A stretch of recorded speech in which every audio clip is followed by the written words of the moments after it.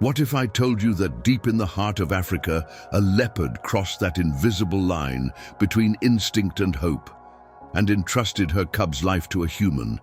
What makes a predator hand over the one thing she treasures most to the very creature she's supposed to fear? This is a raw, emotional, and totally gripping story about a rescue that goes way beyond the physical. It's about trust, about surrender. The sky was still hushed with that early morning silence when Elijah pushed open the creaky wooden door of his old cabin.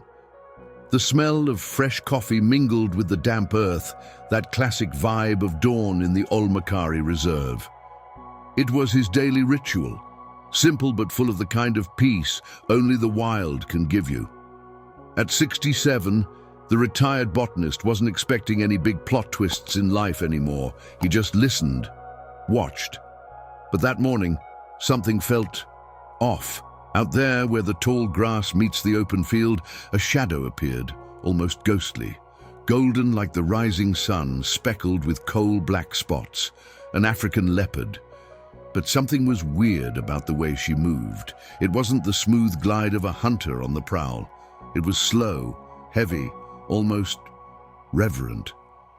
In her jaws, she carried something small, caked in dried blood and dust. A cub. Elijah froze. He'd spent decades around plants and wild animals, but he'd never been this close to a raw predator. Yet it wasn't fear that stopped him. It was her eyes. No rage, no threat, just pain. And a silent urgency that said everything without a word. Step by step, she came closer, stopping just a few feet from the porch. Her gaze locked on his. Then, with a gentleness you'd never expect from something so wild, she placed the dying cub on the weathered boards and stepped back. She didn't run, didn't attack. She just stayed. That silent moment felt like a miracle. A wild mother, who by instinct should have guarded her baby with teeth and claws, did the opposite. She handed her cub to a human, a move that flipped every rule of the wild. The cub was barely breathing, covered in wounds and battle scars, and the leopard just waited, like she was saying, "It's on you now." For a split second that felt like forever, Elijah felt something crack open inside him. A call. Not scientific, not logical, something older, deeper. And as he knelt to check on the tiny creature, a thought hit him like lightning. What if she wasn't just acting on instinct? What if somehow this leopard knew who he was? Elijah crouched carefully, his knees sinking into the cold porch floor. The little leopard was trembling, eyes half closed, her frail body like a dry twig about to snap. Blood soaked her pale shoulder fur, and her breathing was a faint, shaky whisper, like life was debating whether to stick around. But it was the mother's silence that rattled him most. She didn't growl, didn't budge, just sat there, staring, her eyes tracking every move Elijah made. One wrong step, a twitch, a loud breath, and it could all go south. But instead, the tension melted into something else. Presence. She watched, like she saw something in this white-bearded, calloused-handed man that no predator had ever seen before. Respect. Elijah slipped off his jacket and spread it out like a makeshift blanket. With steady hands and a racing heart, he lifted the tiny body and wrapped it gently. The cub whimpered, and the mother's instincts flared. Not with violence, but a coiled energy that seemed to hold a whole universe. Still, she didn't stop him. Inside the cabin, the wall clock's tick-tock felt unnervingly loud. Elijah laid the cub on the wooden table and grabbed the first aid kit, which until now had only patched up his own gardening scrapes. Warm water, gauze, alcohol. It all felt way too basic for something so precious. With shaky hands, he grabbed the satellite phone and called Leona, an old friend and wildlife vet. When he described the scene, she didn't hesitate. "I'm on my way. Don't touch the deep wound till I get there." Udridis. While waiting, Elijah dripped water onto the cub's lips with an eyedropper. Each touch made her flinch, but she didn't pull away. It was like that human contact, new and strange, brought a flicker of warmth to the edge of the abyss. Outside, through the window's crack, the mother's golden eyes didn't blink. And in that frozen moment, caught between instinct and surrender, life and death, something invisible and profound was born. A bond. But dawn was creeping closer, and with it, the risk that everything could fall apart before Leona even arrived. Night fell over the savanna like a slow, sacred ritual. The Olmakari sky bloomed in shades of purple and copper, and the silence grew heavy, like nature itself was holding its breath.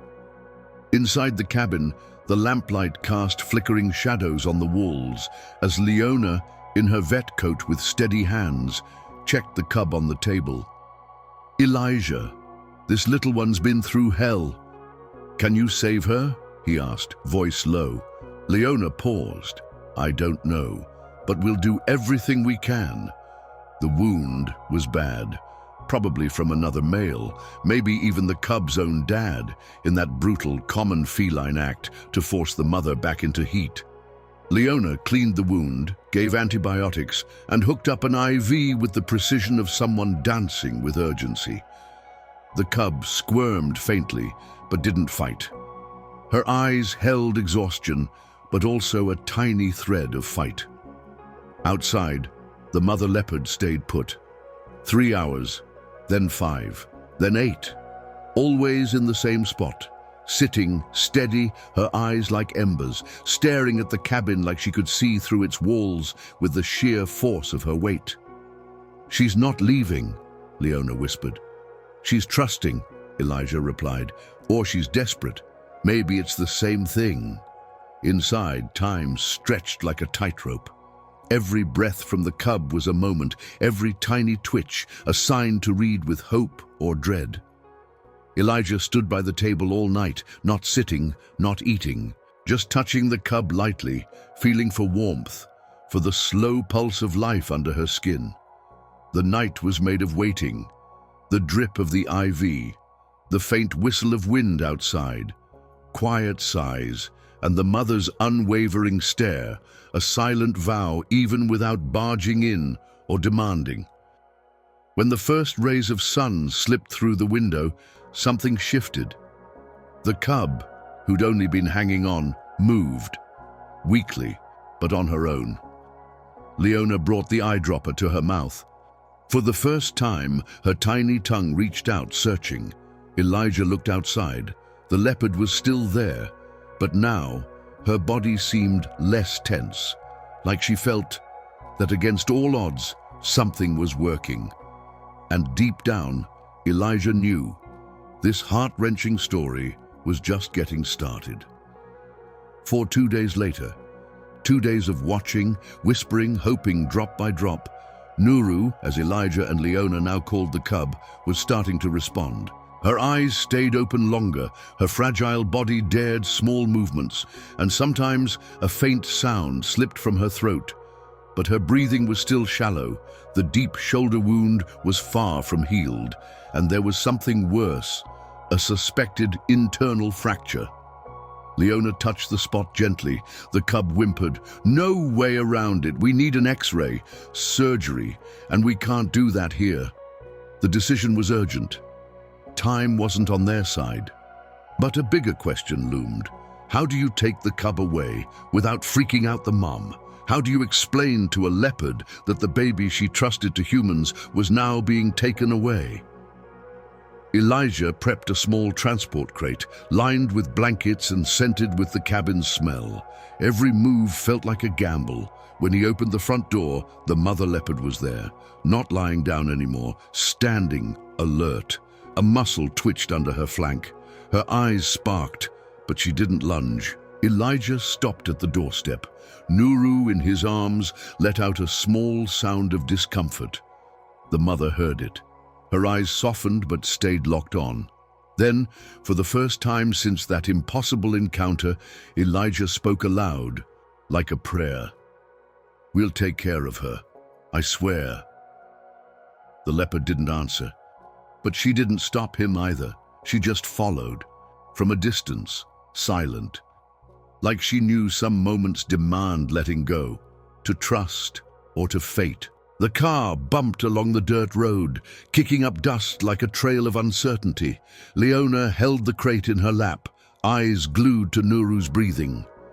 Elijah drove in silence, the weight of the leopard's gaze still heavy in his chest, like she was there even when she wasn't, judging every second of this separation.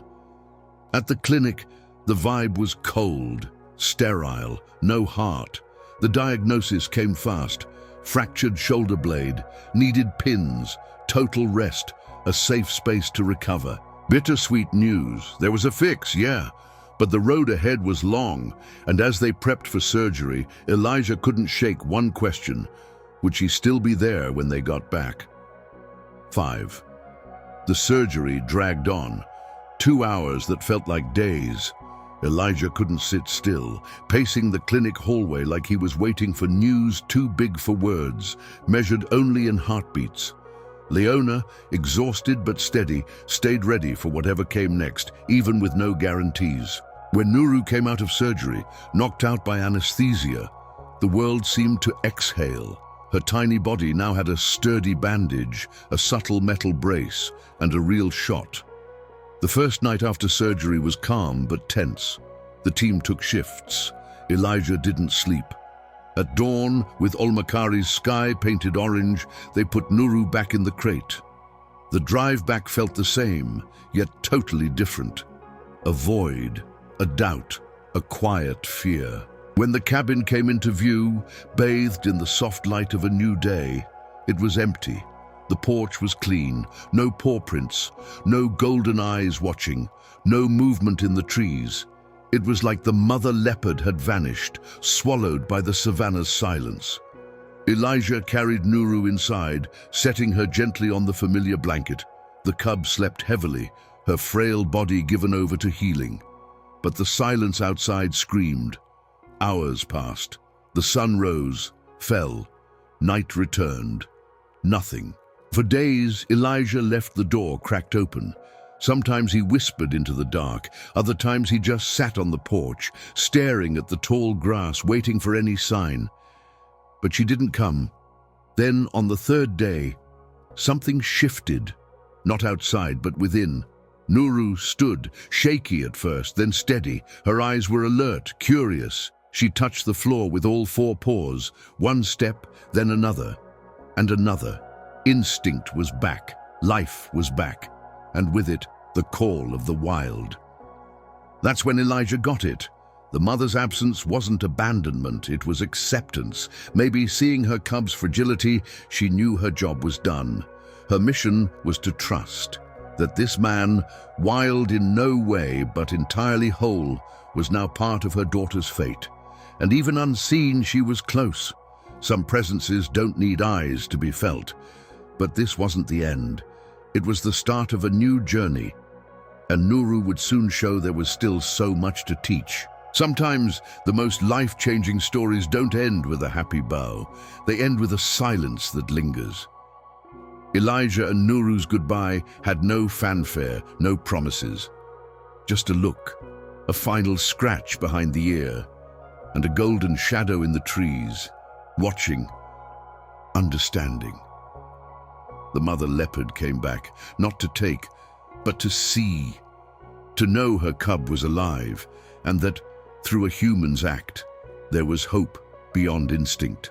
Ever wonder how far an animal will go for love? Or how many times nature's tried to talk to us and we just didn't listen? This isn't a story about a man saving an animal. It's about the invisible thread tying all living things, waiting for a single brave moment to shine. If you believe real connections between humans and animals can change lives, hit that subscribe button. These stories need to be heard.